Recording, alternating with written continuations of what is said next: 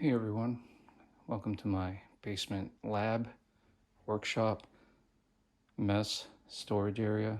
Um, and what I've got here right now is mostly Harmless, my large scale 6-wheel drive, 6-wheel steer electric monster truck. And I'm just going to do a tour today, show the basic systems, some of the design decisions that went into this truck, as long as other 6-wheel drives that I've built in the past.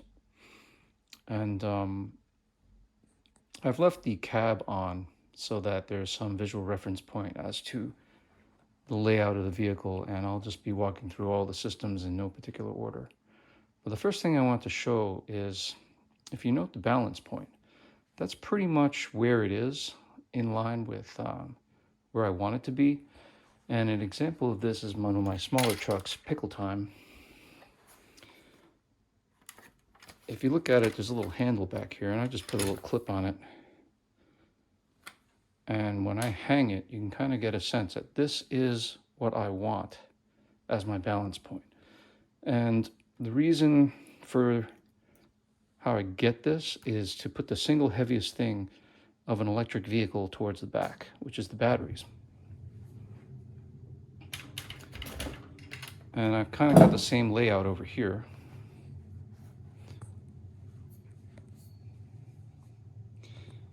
The reason also is that I'm taking advantage of all this contact patch. And with the single heaviest thing set up in the back like that, I can take advantage of letting the rear and the middle axles deliver most of the power and keeping as much weight off the front as possible. Now, if I was towing something, I would want more weight on the front, but I'm not. This is designed to run like an overgrown rally car. And I guess the first thing I'll cover is the electrics. What you see here are spaces for 2 battery decks, front and rear. And right now, actually this sticker is wrong. It's supposed to be a 4S because I've just converted this down from a 6S module. These are 2 batteries which need to be balanced with a flying capacitor balancer to get them to the same voltage. I basically, after I charge them, if they're not within 1/100th of a volt, I run them through the flying cap just to get them there.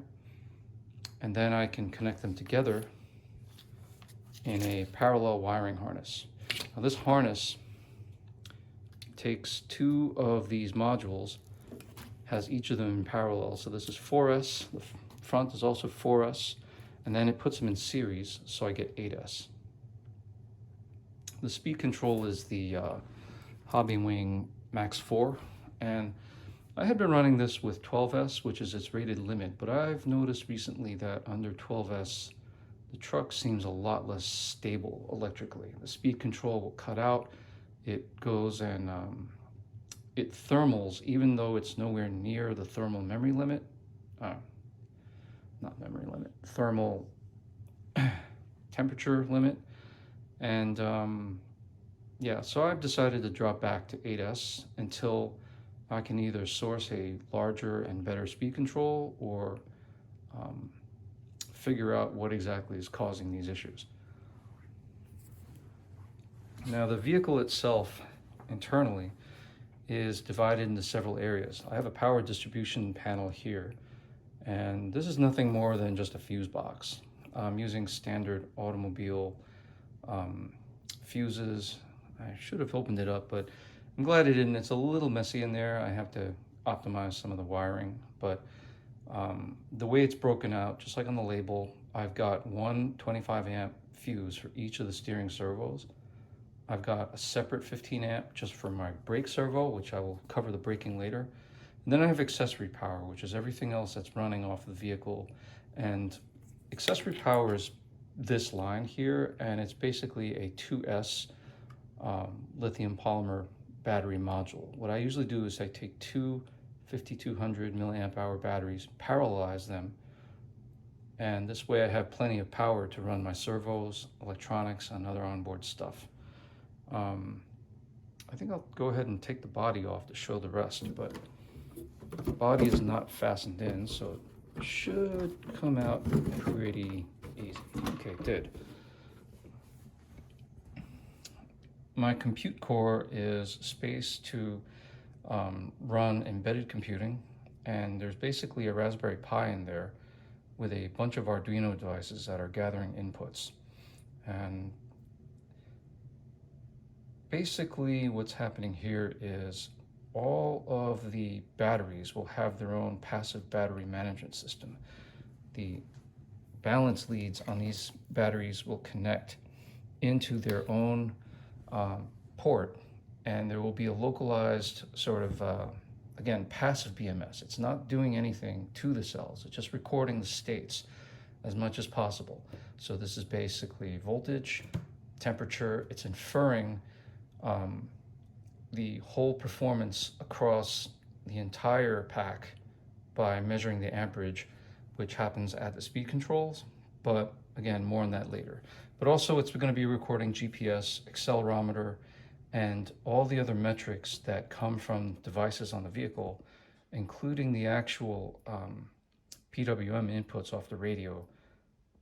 And this will all be just saved into JSON files that are on an onboard trans flash memory card. And I'm still working on this right now. I got proof of concept working, but I really want to clean up the layout of the boards. It did get a little messy in there. And this is my radio receiver box, and the receiver that's in here connects to all of the servos. This is all your traditional RC stuff. And all the interconnects and cables between these different devices and zones are armored cables. Because I don't really trust myself. I can drive like an idiot sometimes. All right, let's move on to the next step. So I've got the truck hanging up like this now. And I've left the cab mounted so there's a visual reference point as to what's going on with the vehicle. I mean, I'm used to it, but I think a lot of people may not be. I just want to cover some of the other drive systems. And I'll start off with the motor. Whoops. Here's a single large outrunner motor. This is I guess class as a 120 millimeter by 70 or 80, depending on how you measure it. I have rewound it, and I will never do something like that again because it just was such a nightmare. But I estimate that this motor is now good for around 12.8 kilowatt. I have routinely sent 10,000 watts through it from the telemetry I've gathered. I'm not 100% certain on those numbers, but let's just say they're close enough. And I'm not going to shoot any more power until I can figure out a better speed control situation. And the plan is to upgrade this motor, but right now I'll just take things one step at a time. And the motor connects directly to a pinion pulley right here. And this pulley, just a single chain, goes down to a spur pulley, which then sends power directly to the axles. Now the rear axle, there's a separate pulley back here that goes up, and there's an input to a propeller shaft, and this propeller shaft goes right down the length between the middle and rear axles and outputs everything to another chain pulley that then sends power to the rear axle. Seems like a lot of steps, but it was the best I can do at the time, and I actually like it. It's been robust, and so far no problems. I think the only things that I would probably change is to make the actual pulley pinions a little bit bigger. I think I'm using the stock 11T devices that come with Primal's driveline. I just kind of repurposed them, got a few extras and stuck them in there, and it's been great. But I think with a slightly larger pulley, I could end up putting more load across this line without any issues. Next thing to focus on are the brakes. I use mechanical brakes. This is literally a hydraulic unit from I guess it's an entry-level Shimano hydraulic unit. Anybody, I forgot the model number, but anyone who sees or is familiar with these, they'll know that they're not fancy, but they work well. And I got 3 of them, which will be more than plenty to stop this truck. And so these are set up as a replacement, a direct replacement for the mechanical units that Primal has. And so there's one in the rear axle, one here in the middle, and another one up front. And they're all connected together in a pretty funny arrangement. I literally have kept, I've cut up, but kept the actual brake handles and used them to actuate my braking. And the reason why I went mechanical is because I really needed a fail-safe. I wanted to be able to, with the use of a fail-safe position on the radio, as well as a fail-safe device on my electronics bus, in case the radio is not functional, but the servos are still functional. And basically the fail-safe position just locks my brakes down. So if I power up my receiver without the radio present, that old school fail-safe device will lock the power. As the receiver boots up and then it regains control, it will then keep the brakes locked down. And my process is to, when I'm engaging or arming my speed control, I lock my brakes just in case something goes wrong. And the reason I can do that is because I have separate batteries. I think I touched on that a little bit. I have a 2S battery, and that sits right here and plugs into this little XT connector, this XT60. And then I have a separate mains connector, and this is for speed control power, and they don't touch, right? That I can run 8S or 12S or even 6S, and this stays within the connection between the motor, speed control, and the batteries, and that's it. I also have this fail-safe. If you hit that, the power to the receiver is cut, but the power to the servos remains, and then the mechanical or the old style fail-safe locks the brakes down. One could say that this is a little bit of safety theater, but it's nice to have. It's a nice fallback. I think I've never had to use it, but I already have the muscle memory to hit this thing, and it's great. I think it's just something that is useful, especially around where I am. In a big city, there potentially could be a lot of people. Someone hits that, it locks the truck in place. It's not meant to stop it while it's moving. It just prevents it from taking off or going anywhere. And that's all there is to that.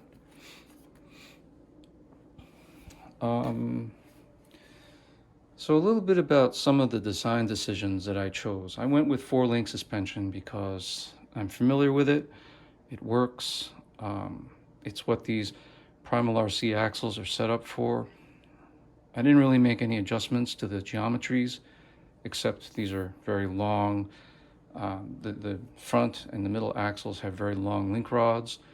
A few minor tweaks to the axles themselves have just been really for protection. I installed these little booties.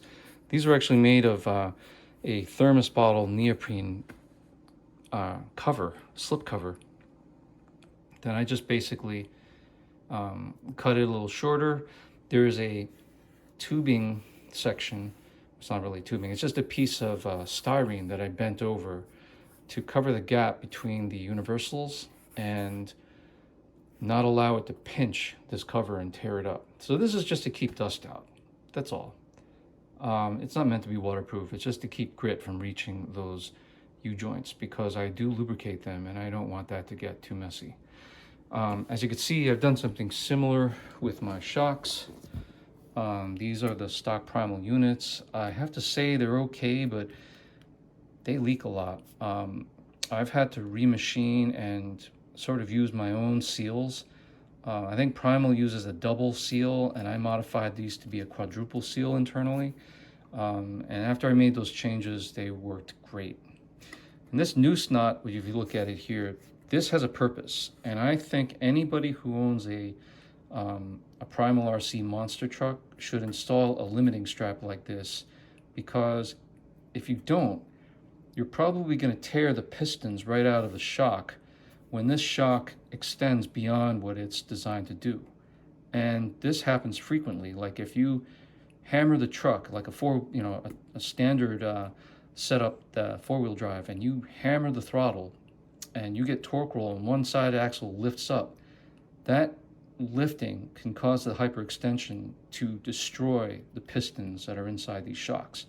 And because those are made of plastic, even though they're nice and thick, if I remember, they're about 8mm thick, they will strip very easily from that single action. So want to save your shocks, this is happening to you, get some 6mm paracord, learn how to tie some knots. I think I use double anchor hitches in the bottom, and this is just an ornamental but functional noose knot on top to hold it and hold it fixed.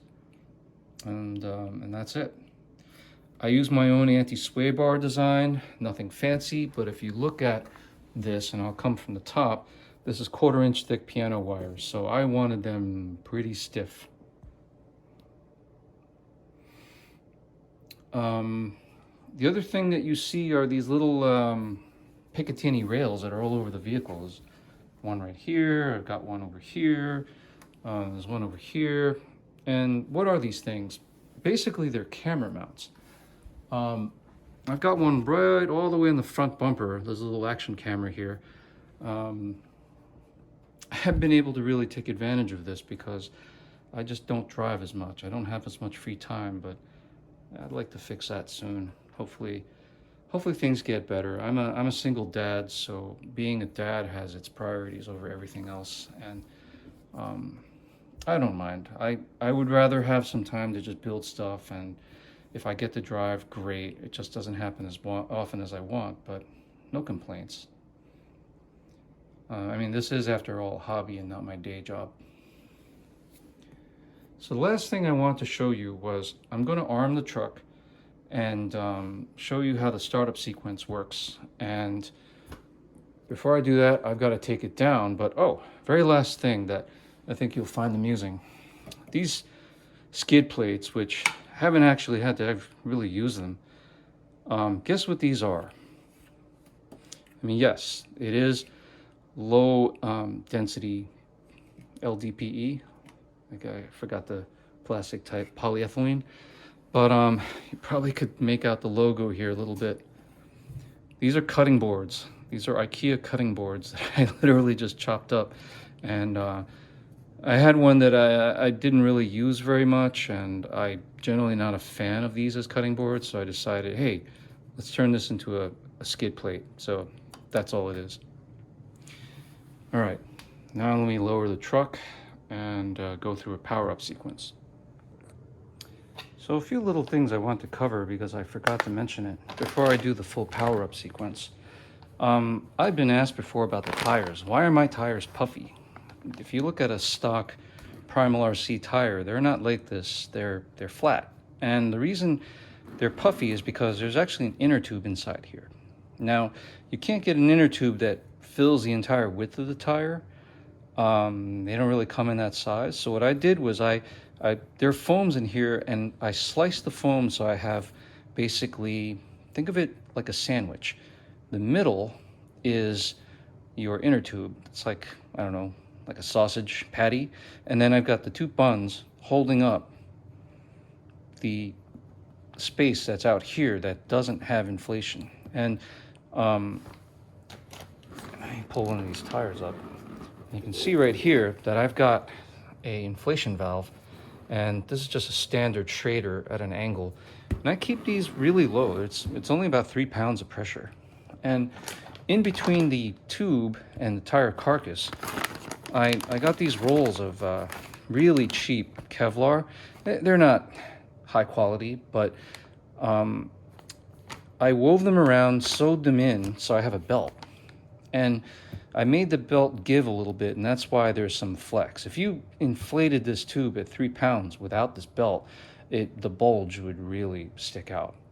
So this actually does compress a little bit, and it did work. It did give enough puncture resistance for me once when I was driving, and I found the thorn had made its way halfway through the layers of the Kevlar. Didn't puncture completely, but because I used like 3 layer or 2.5 layers of wraps, I don't quite remember, it punctured the outer layer first, and then it dug its way in between the other sandwich layers, so it didn't go any further.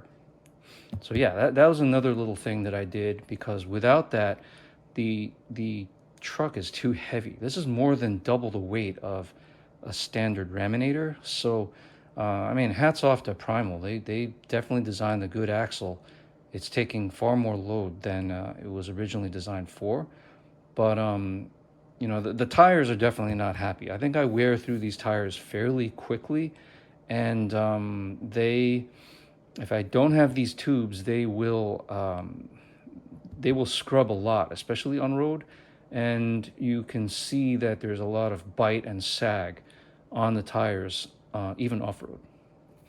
So without further ado, let's go through the startup sequence. And so this is my transmitter. I use ELRS. I used to use Futaba, and I've made the switch to EdgeTX because I would like to get more data directly off the receiver. I'm already snooping all the PWM channels, but I want more data. So this system provides that with access to the Crossfire internal protocol. And I'm still working on that functionality. Close, but no cigar yet. But this is a great system. It's open source. If you've never considered ELRS, you really should. They do make a pistol grip version, although I'm not as fond of the transmitter layout. It's all right. I'd use twin stick on this model, and I'll get into exactly why. But here's my accessory battery, and I'm going to go ahead and plug that in. And you can see here I've got a receiver switch, and I'm going to turn that on. That's the failsafe engaging my brake. And now the radio has taken control. So you can see this is my brake channel. This is my steering. And my throttle is not powered up yet. So let me get to that. The battery I'm going to use now is what I call a transport module, because it's just a lightweight. It's only a 800 milliamp 4S battery, and there's 2 of them to make this 8S module.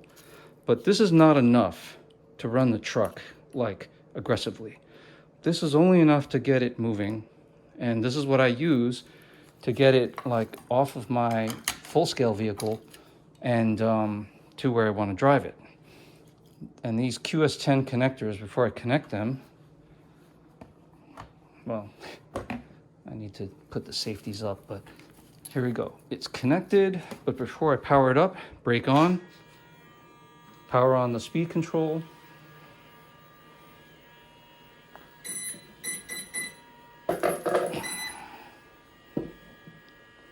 And now I can drive the truck.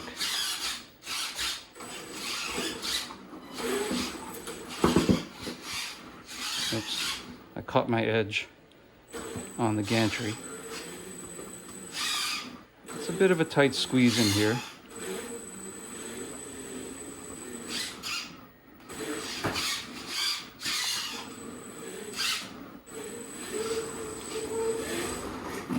So as you can see, the transport pack has plenty of power to move around, but it's not for high speeds at all. It's just to move the truck around. And mechanical braking versus electronic braking, you can see the difference. Yeah, big difference.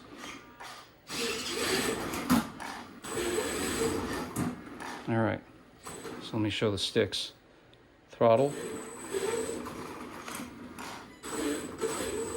brake, brake, throttle, brake, steering, and that's it. Now we'll do a power down. Same thing, safety's up, shut off the speed control, and then now I can shut off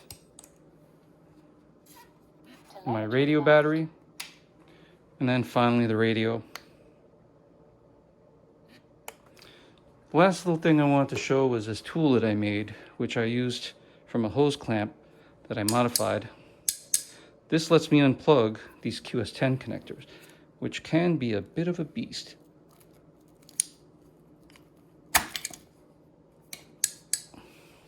All right, that's all I got for now, and hope you enjoyed it, and I'll see you soon.